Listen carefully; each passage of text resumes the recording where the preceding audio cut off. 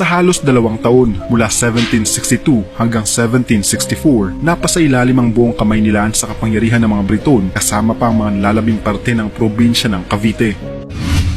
Hindi na nakapagtataka na maraming mga dayuhan noon ang nagtangkang sakupin ang Pilipinas dahil sa likas na yaman natin, magandang heograpiya at sagana sa mga mineral. Ito ang mga katangian na hinahanap at batayan ng mga mananakop bago pa manila sakupin ang isang bansa. Marahil marami sa atin ang nakakaalam na ang mga lahing sumakop sa atin noon ay ang mga Espanyol, Hapon at Amerikano.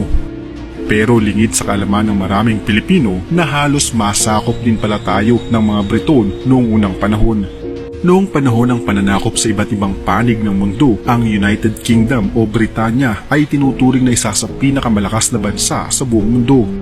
Isa din ang bansang ito sa may pinakamaraming bansang nasakop noong panahong iyon. Sinasabi ng ilang eksperto na ang layunin lamang ng pagsakop ay upang magpalakas ng puwersa, magpalawak ng teritoryo at pagsamsam ng likas na yaman ng bansa. Marami ding taong nagbuwis ng buhay sa bawat bansang sasakupin ng Britanya noon. Ilan sa mga bansang nasakop ng United Kingdom noon ay ang mga bansang Australia, Canada, South Africa, India at marami pang iba.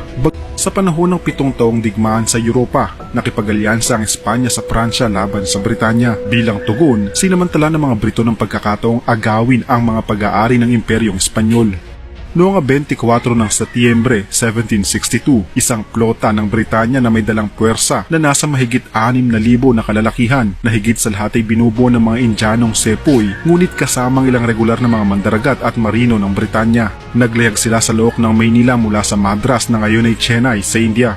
Pilipinas ay walang gobernador general noon sapagkat namatay si Pedro Manuel de Arandia noong 1759 at hindi pa dumarating ang kahalili nito. Si Arsobispo Manuel Rojo ang pansamantalang gobernador general noon ngunit hindi commander ng militar at kalaunan ay isinuko ang mga isla sa kontrol ng Britanya. Sa halos 2 taon mula 1762 hanggang 1764, napasailalim ang buong kamay nila sa kapangyarihan ng mga Briton kasama pa ang mga lalabing parte ng probinsya ng Cavite.